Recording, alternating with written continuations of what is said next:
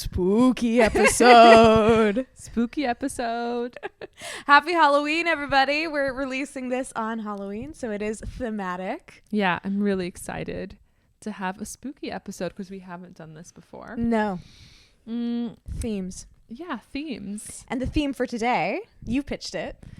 So, yes, I did pitch it. I wanted to do something about horror and how we visualize horror in art. Mm-hmm. And I think immediately you can obviously interpret art as visual art, but also in movies and music. Like, I want to kind of pull from a lot of different disciplines. Yes. And also maybe a goal for this episode could be like defining horror in our own terms. Okay. I like that. Yeah. Because I think there's so many different ways of thinking about it and what is actually scary, what is horror. And yeah, we also, of course, are going to talk about the monster trope as per your article. So I'm excited to get into it. Do you have like a way that you want to go about this? Do you want to start with yours or with mine? Well, I a little bit want to trace like how we got to where we are, because we both were in the same room when we were choosing our articles. So there was a little bit of like back and forth discussion, and we tried to group them together a little bit. So it started with your reference from Goya. Yes. So Saturn devouring his son. Yeah. Right? Yeah. Very terrifying image. We will put it up here for the YouTubers. From that, we tried to kind of hone in on like monstrosity. So I found this article that we're not going to reference, but I'll include it in the caption, that was using Foucault and his definition of monster, applying it to Velázquez's painting Las Meninas. Yes. Quite a trip, just that concept itself. Not really what we were going for in terms of, like more horror Halloween, but I used that and found an article that pertained to Foucault's definition of like what a monster is, and it really dissected that, categorized it into like 7 definitions of monstrosity. So the title of the article is Monster Culture, 7 Theses by Jeffrey Jerome Cohen. And this was interesting for me because I get this sense now that I've read your thesis that you're probably a little bit more educated in philosophy than I am. Maybe. I think cultural studies, it touches a lot of philosophy because you look at an object and you essentially reflect on, okay, what does that inform about philosophy or about our culture? And it's a very interdisciplinary field, and that could very well be because also if you're in a traditional kind of art historical classroom setting, you're not going to be talking about philosophy or theory as much as you would in like cultural analysis. No, it's more dates, biographies, and history, looking for new evidence that supports why Rembrandt might have stolen a dog for the night watch, like things like that, which is super fun and interesting. But I really liked this essay because it reminded me of something that we would have been assigned in my master's. Okay, like great. 100%. Yeah, I felt that it was a very good overview of philosophy, and specifically this idea of the monster and how different philosophers have contextualized that within culture. It even is talks about monster studies being super cool topic. Fascinating. And then should we maybe at this point talk about your article? Yeah, we talk about mine. So I pulled up an article or found an article about Kawara's date paintings. So he was a Japanese artist working in the 60s and 70s. And he was very traumatized by not only the aftermath of World War II, but also what was happening in Vietnam, as well as the Red Scare in China. So a very kind of, a socially engaged artist who was trying to grapple with a lot of these very painful recent histories.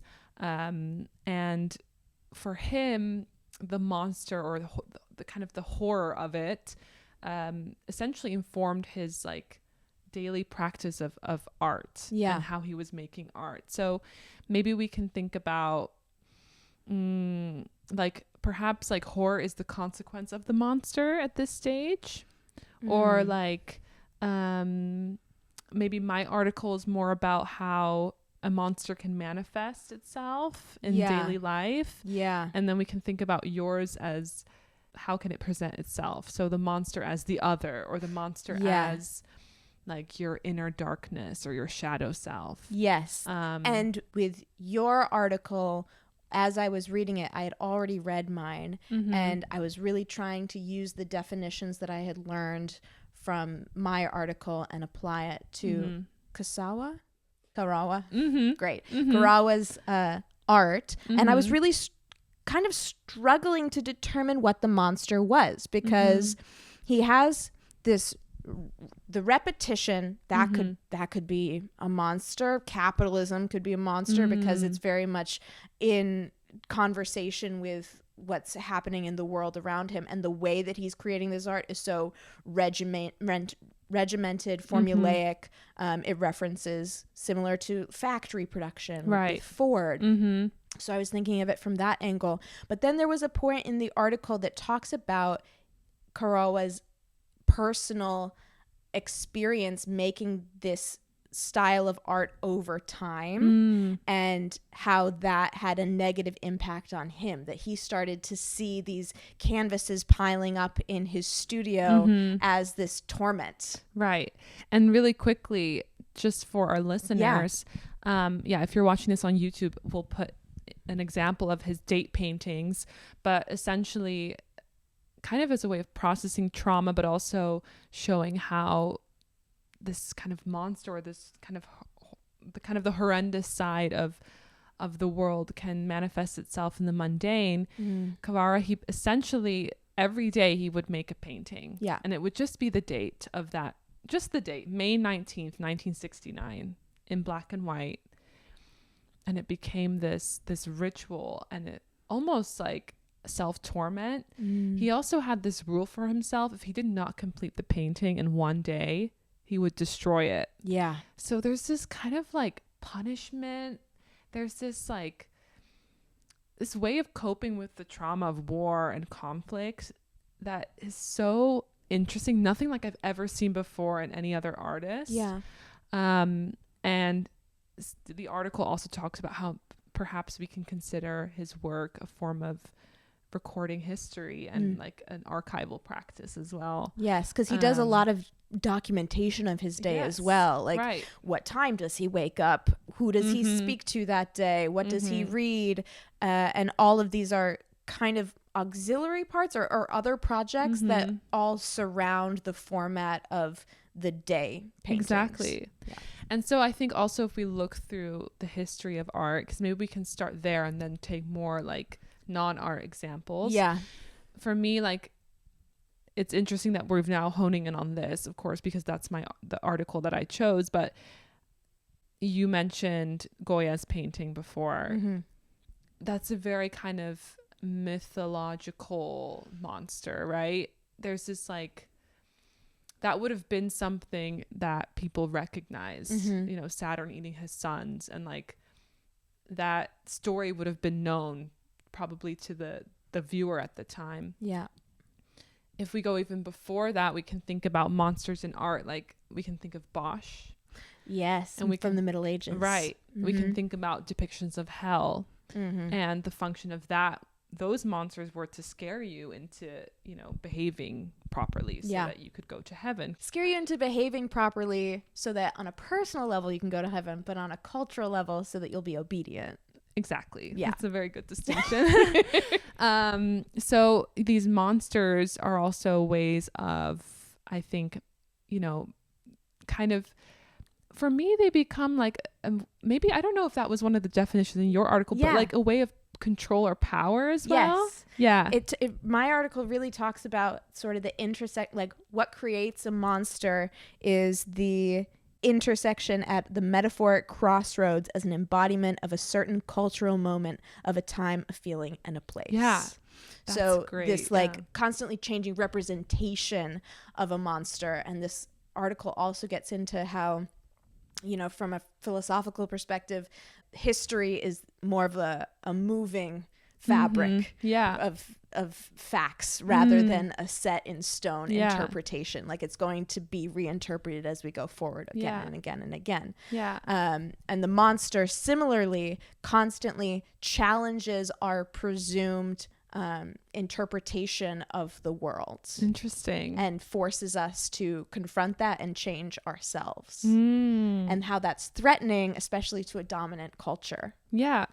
And then if I look at Kawara's work, for me, that's such a contemporary embodiment of that idea, because no longer do we have this like hellish creature with, you know, 10 limbs and something out of a horror film, but it's just the date in black and white, and that's it. And we were talking a little bit earlier about how like the most perhaps like extreme expression of horror can also just be in our daily lives, like waking up every day and the ritual of it. And for him it was very much like the contrast between, you know, him noting I had breakfast today with so and so, and then the subtitle or the subtext would be, you know, 10 people killed in X country. So he was very interested in this contrast of like being aware of what was happening in the world and then also just going about your day. And I did the dishes. And that's something we talk about as well. I mean, it is very like discombobulating, and also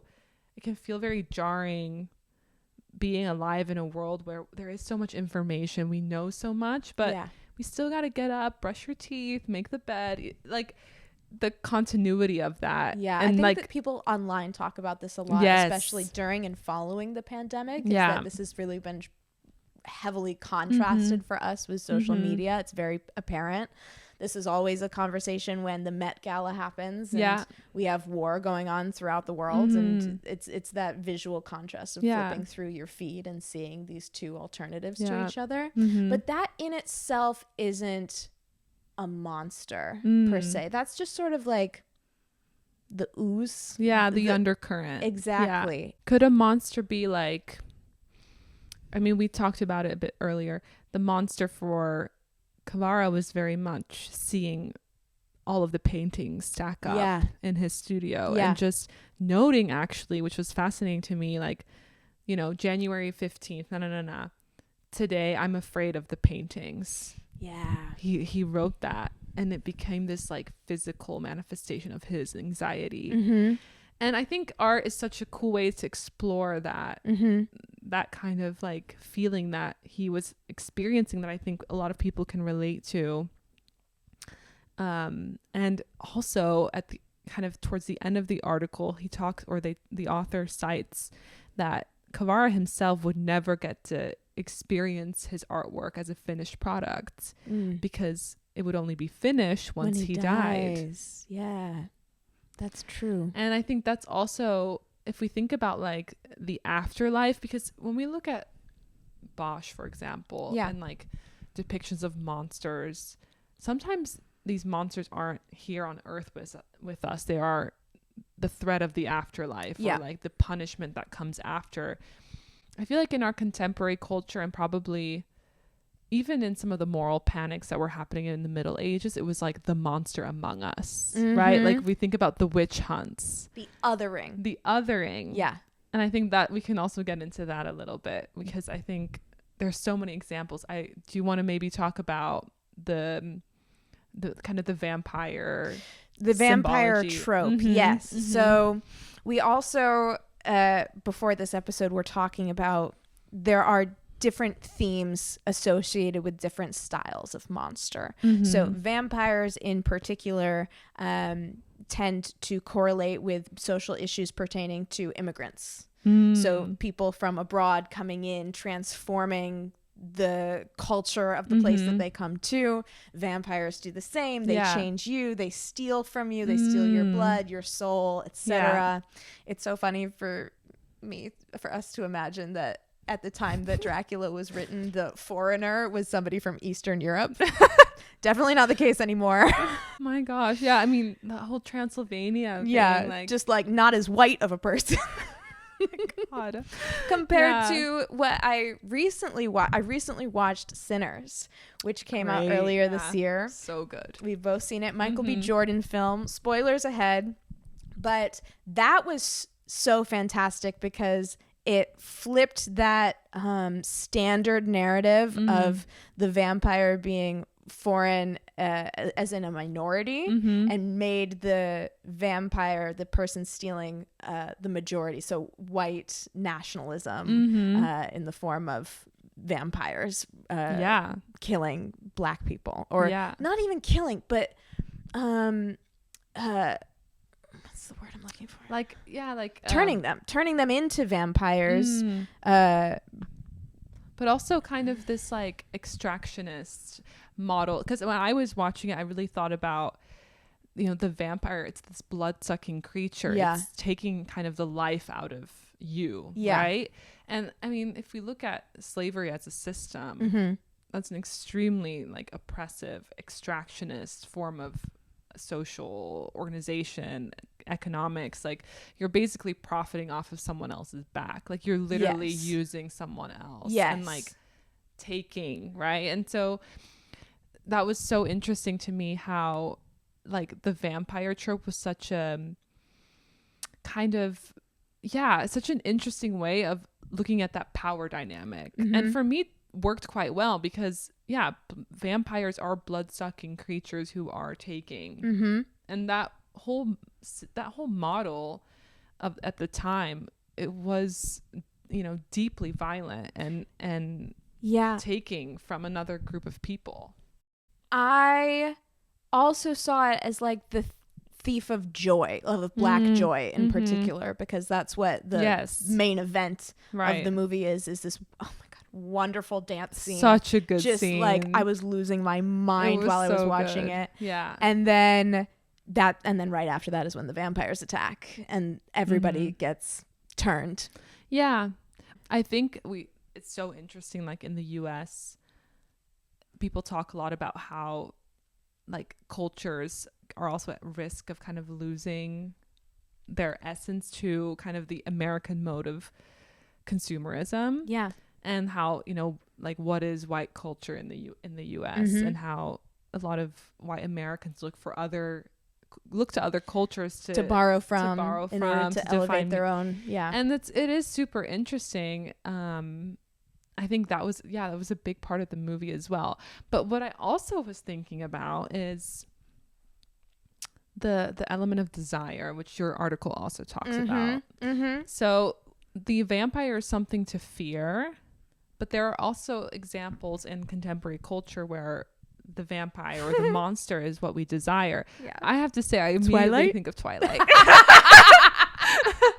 I mean, that's the sparkly vampires. And that is so, or Beauty and the Beast. We quickly mentioned that as well. Like, Belle's like, wait, he's kind of cute though. She's like, I could be down to get with this beast right now. Yeah. So I think this doesn't pertain as much to the Sinners movie, but to the trope of vampirism. And also, I mean, if we think about werewolves as well, I mean, yes, they actually talked about werewolves. Like, the first werewolf story comes from the Bible. Am I wrong? I don't know if it's from the Bible, but Liason is the first werewolf in Western culture and undergoes his lupine metamorphosis as the culmination of a fable of hospitality. So the rules of hospitality having to be honored. Interesting. Yeah. Okay. Yeah. So he violates the terms of hospitality in a house setting, and then as punishment gets turned into a wolf because he's ravenous and, you know, impolite sort of thing. And I don't really know how this pertains to anything else that we were talking about. I just got excited because you said werewolves and it was in my article. No, but it's interesting because it reminds me of like also monstrosity as like a punishment, or like the monster in you is the part of you that doesn't conform to society. Yeah, and that's the part that's wrong. Yeah, so there is this like moral dimension to it as well. Yeah. Yeah. And you were talking earlier about sort of like the definition of horror, and it's interesting because as I'm thinking about it while we talk, I'm more of a sci-fi person than a horror person. And I often say that really good sci-fi has this fantastical element, but it's at its core showing us something very human, something very much of the ordinary. Yeah. Just using this fantastical thing in order to do that. And I think horror is probably similar based off what little I do know. And the monster in particular being something that transforms you is very intriguing to me as a narrative device or a way of discovery. Yeah. No, I think indeed, like, I also am not a huge horror fan. I think horror, especially of film, and that's what I'm specifically talking about. I think it is interesting from what I've seen in art. Like, it seems to me like the paintings are meant to scare you, but also meant to reflect something inside of you, or perhaps like they are meant to make a very distinct impression, but still there's that humanly aspect indeed. Like I think all of the artwork that we've talked about thus far, even Bosch, we see like these humans that are visible in hell, that are being like tortured. So it needs to be human because it needs to feel relatable in some way. It can't just be a monster. Like, there has to be something human about the monster. And that's the scariest thing, is when it's like, wait, it's actually you all along. Yes. Like, it's like the Twilight Zone. Like, there's so many great episodes of that show where the monster is not the alien, it's the human, you know? Like, it's not what you expect. Yeah. No. I love that twist. It's super interesting to think about. And what you're saying about this, like, what it evokes in you as a viewer, more as like an art piece, and that relationship, my article also talks about that. And I think this is really interesting and important. Through the body of the monster fantasies of aggression, domination, and inversion, the viewer is allowed a safe expression in a clearly liminal space. So like, you get to play pretend at these scary feelings with the safety of knowing that it's temporary. Exactly. And I think a lot of people or people that enjoy horror movies watch it because it feels like this cathartic experience. Like, I can just be in this other world and I can be scared and experience that, but I know that I'm in the safety of a movie theater. Or a haunted house is a similar concept. I mean, there is something that draws human beings to these environments. I actually, talking about a haunted house, when I was like in I think 6th or 7th grade, Indiana, I got the chance to be one of the scarers in a haunted house. Oh my God, you were young. Yeah, and I was young, and I loved it. So much fun. I was like, I think the thrill of like scaring someone and just indeed like being this other person and just getting to let your scary side out, it was so like interesting, and I will always remember it because it was something so like, I don't know if I want to say like primal, but tapping into that roar. Like, roar. Let it loose, free. There is something freeing about it, because I think we underestimate how much we are confined to like social norms, so much codes every day. I mean, Judith Butler talks about like the performance of gender, the performance of just being a human being. Like, exhausting. It can be exhausting. Especially now.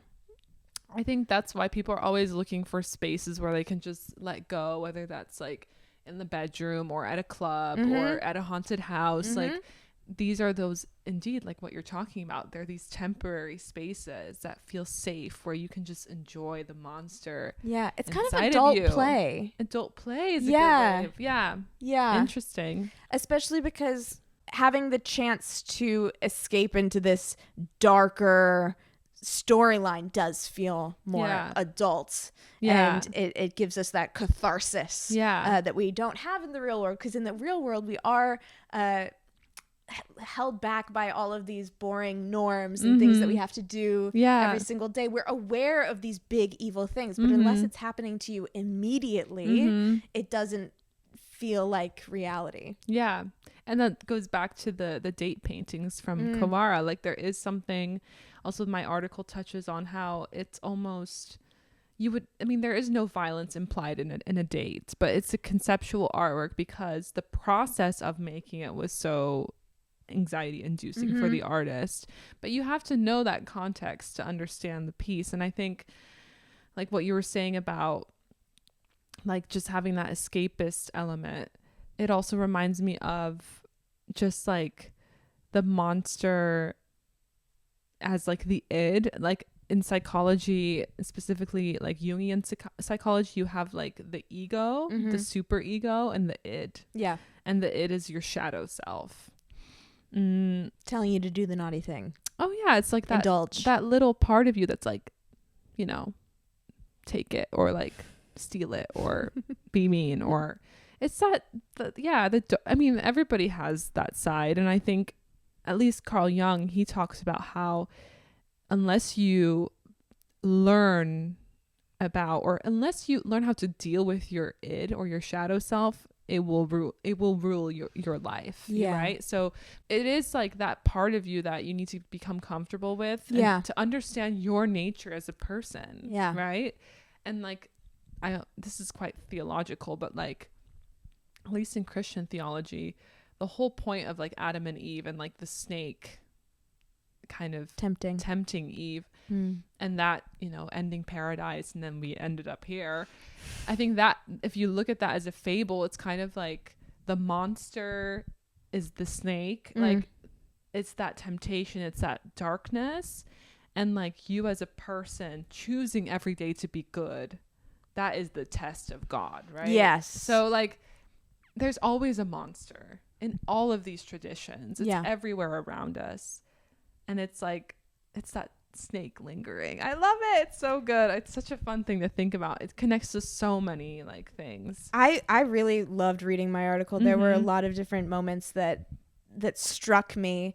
And what you're saying right now, I'm thinking of the very, very end of the article, actually, where it says monsters are our children. Yeah. Right. Let's get into that because that was interesting. And you know, your kids, you raise them, they go out into the world, they come back, and they have a mind of their own. They've experienced the world themselves. They've been transformed. And so they're different from how you left them, how you raised them, right? And so these monsters ask us how we perceive the world and how we have misrepresented what we have attempted to place. Wait. They ask us to reevaluate our cultural assumptions about race, gender, sexuality, so good, our perception of difference, our tolerance towards its expression. They ask us why we have created them. Okay, that is amazing. It just reminded me of Frankenstein. Yes. I mean, that is the child that Dr. Frankenstein creates. I think any incongruity or something that, like the monster is something that doesn't fit into the system. Yeah. And forces you to like reconcile something like, oh wait, it doesn't click perfectly. Like there is something. Yeah.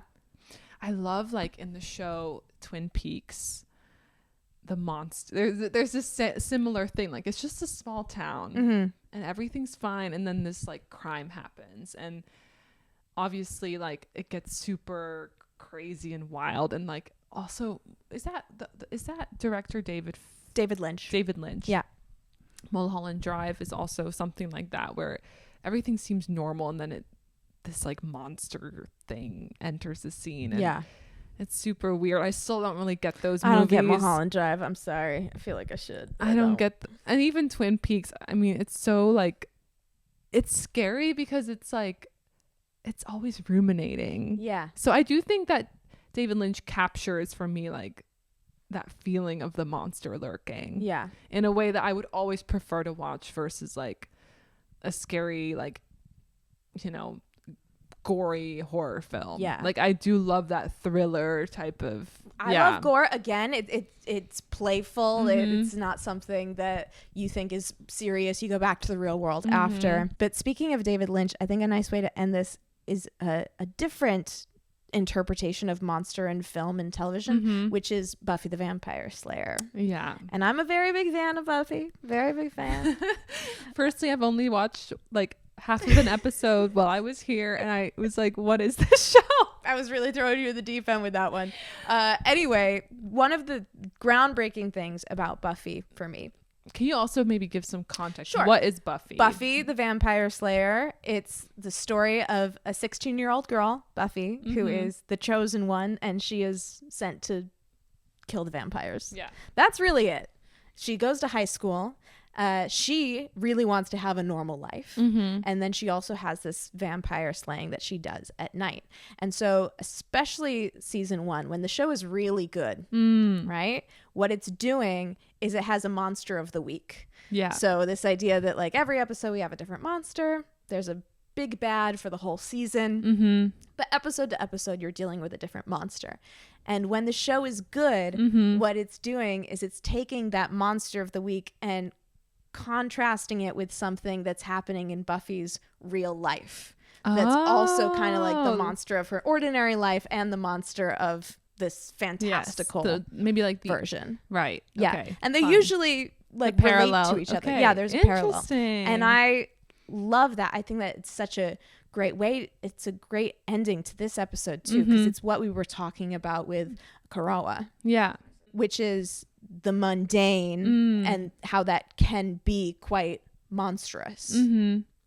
Yeah. And I love sometimes like these old shows are so good at taking these really complex ideas and just making them really easy to digest. Yeah. Like, okay, the monster is like my homework, and then it's like a monster, you know, like that's there's literally an episode where her homework tries to kill her. Okay, so there you have it. The way that was still on the nose, and I just pulled that out of nowhere. But I love that. See, it doesn't have to be complicated. These are actually, I think, you know, your articles, so it's very dense, lots of like big ideas, but things that are actually represented in very like kind of easily digestible ways, like Buffy the Vampire Slayer. And I really should watch that show, honestly. And my article really opened my mind up to monster studies, or like how you can use monstrosity to analyze as a framework to analyze anything. Right. Yeah. So good. Yeah. Yeah. Happy Halloween, everybody. Got a party tonight. Yeah, we're gonna go. Well, it's gonna be at my house, so yeah, I'm excited. Yay. All right. Ciao. Ciao.